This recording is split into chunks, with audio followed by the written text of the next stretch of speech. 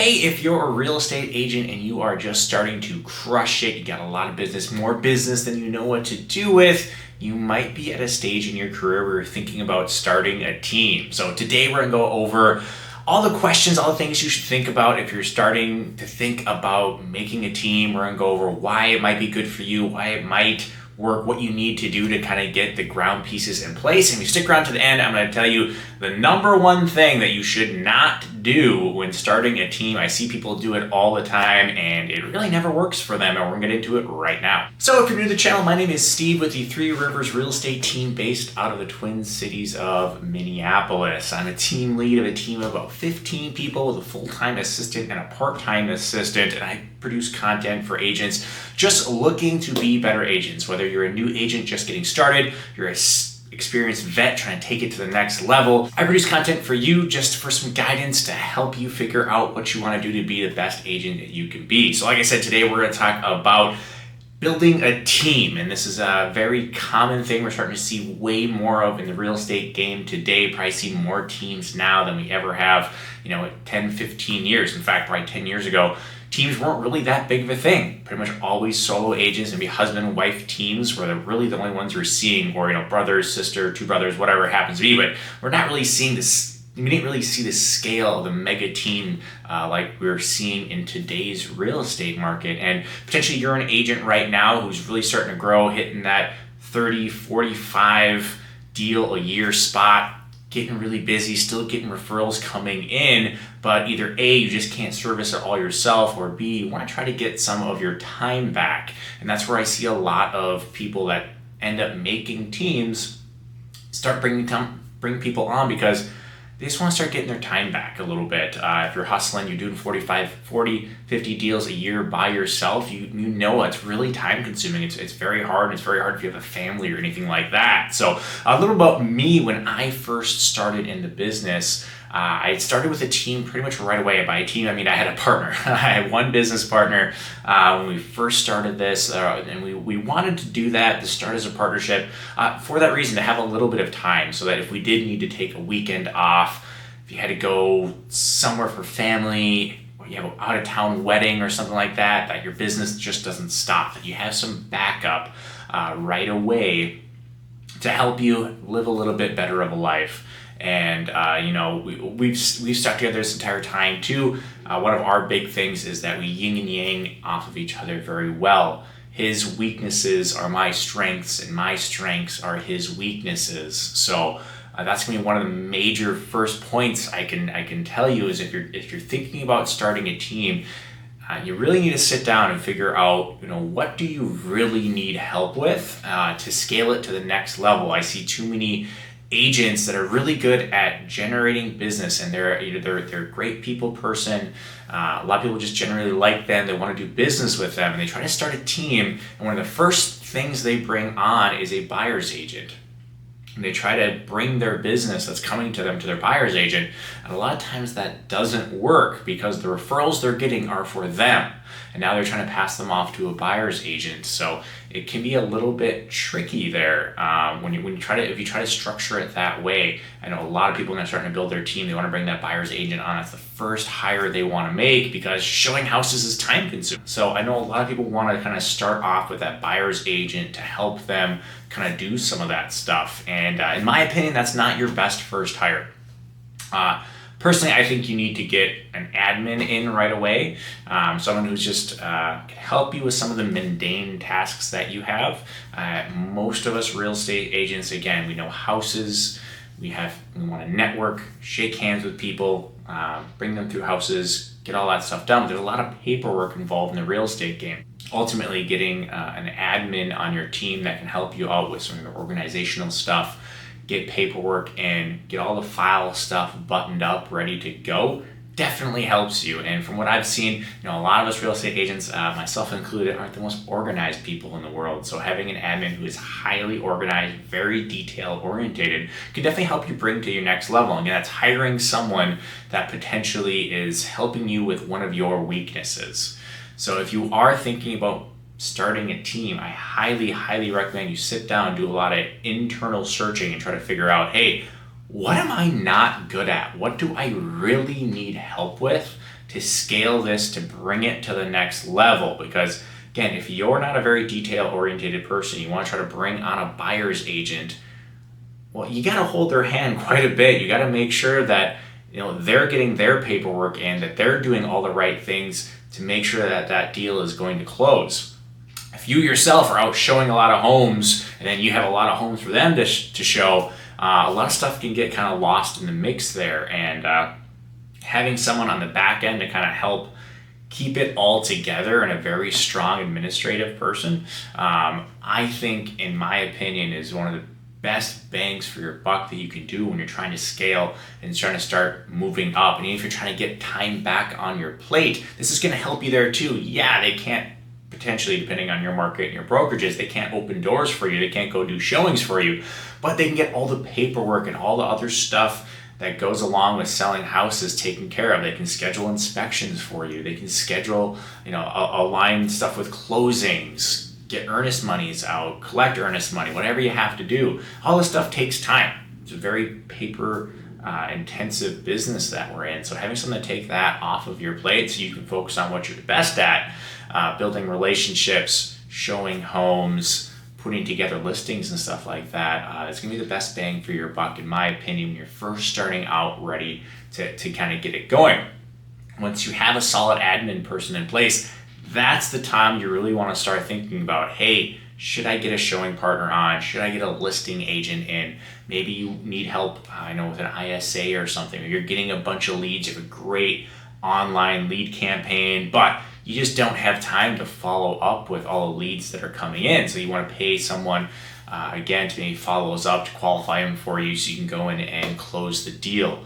It all really depends, again, on you. If you're thinking about doing a team, highly, highly, highly recommend do a lot of internal searching, figure out what your weaknesses are, and hire to fix your weaknesses. So if you do go the kind of showing partner route, that's where you're first going to want to go, you want to make sure that you guys have very similar personalities.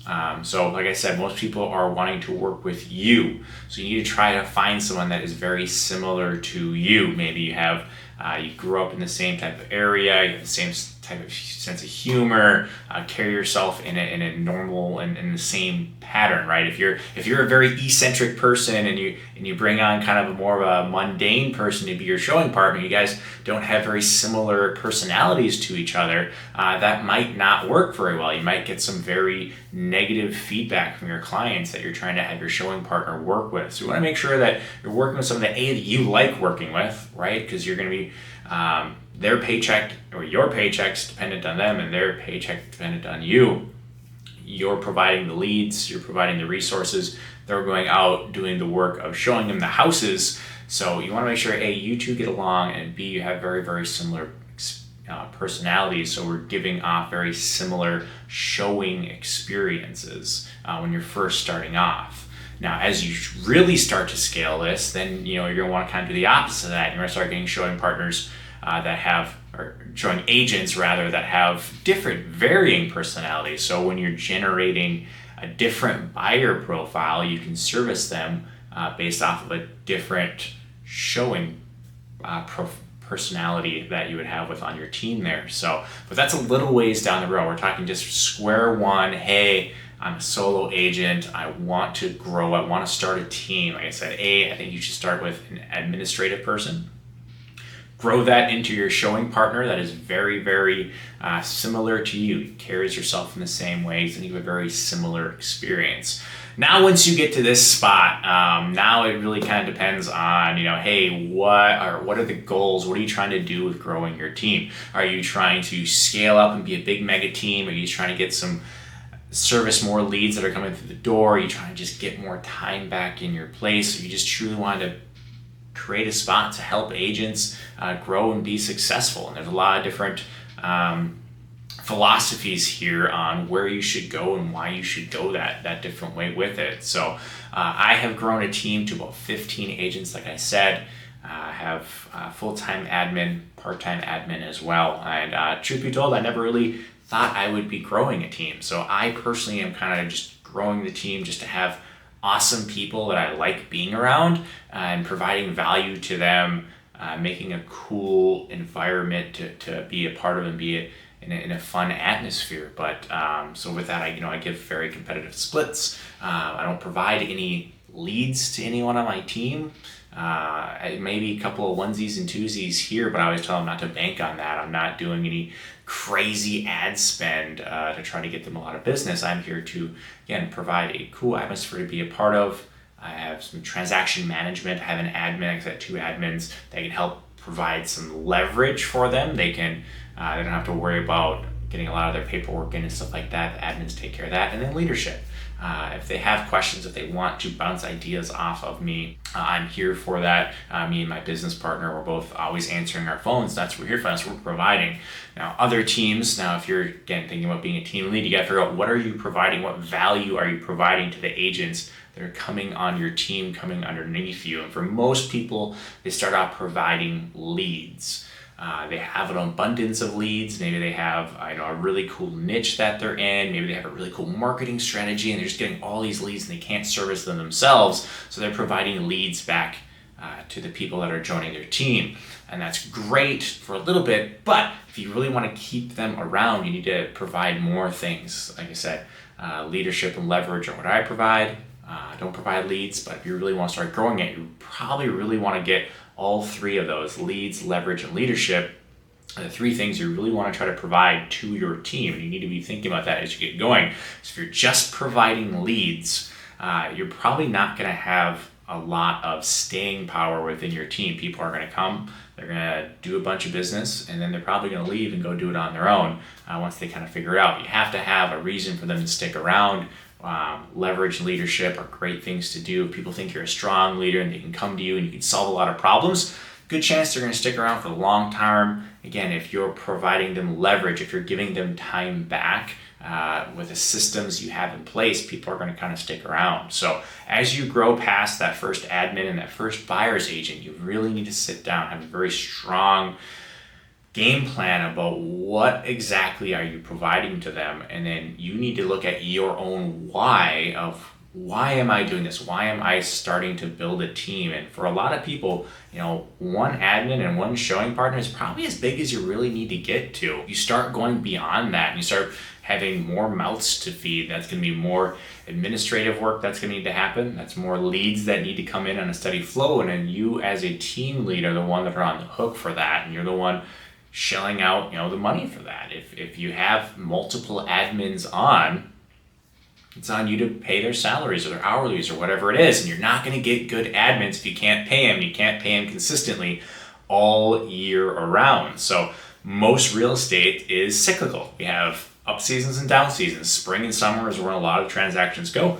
Winter and fall tend to be a little bit slower. But if you are trying to, if you're ebbing and flowing, you can't pay admins to stick around all year, you're not going to get good people to stay. And likewise, if you can't provide consistent leads to your team, their paychecks are ebbing and flowing, good chance you're not going to get people there either. So you really need to pay attention and really think about, hey, if I am scaling this past a team of 3 or 4, why? Is it an ego thing? Are you trying to just get out of production and just kind of run a team?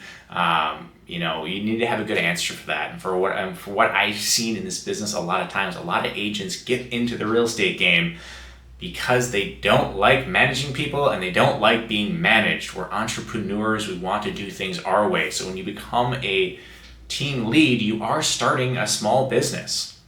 It's no longer just you. You have employees, you have payroll, you have quotas, expectations, goals to hit.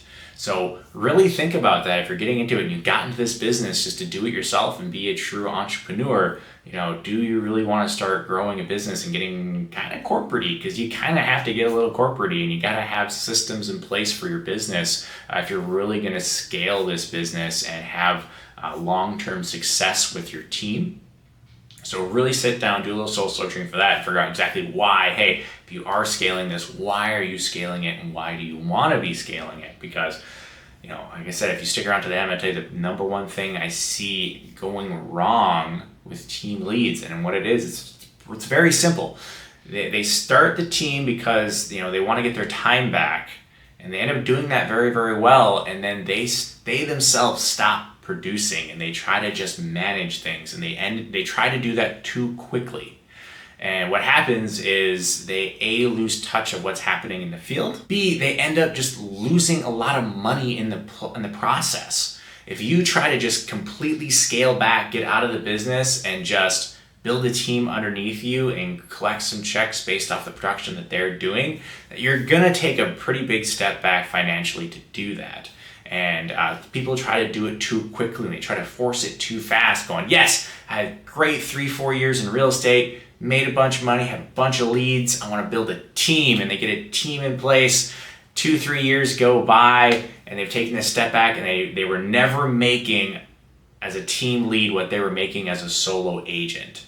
And then they got to try to get back into it, get back into production, and start building their book of business back. So the last couple of years, they've been focused on getting their team business, and they kind of took away from their personal business. And now they're going back out on listing presentations, they're going back out on the buyer consultations, and they kind of get burnt out, and they go, why did I even do this to begin with? And I see a lot of them honestly just get out of the business. They say, you know what?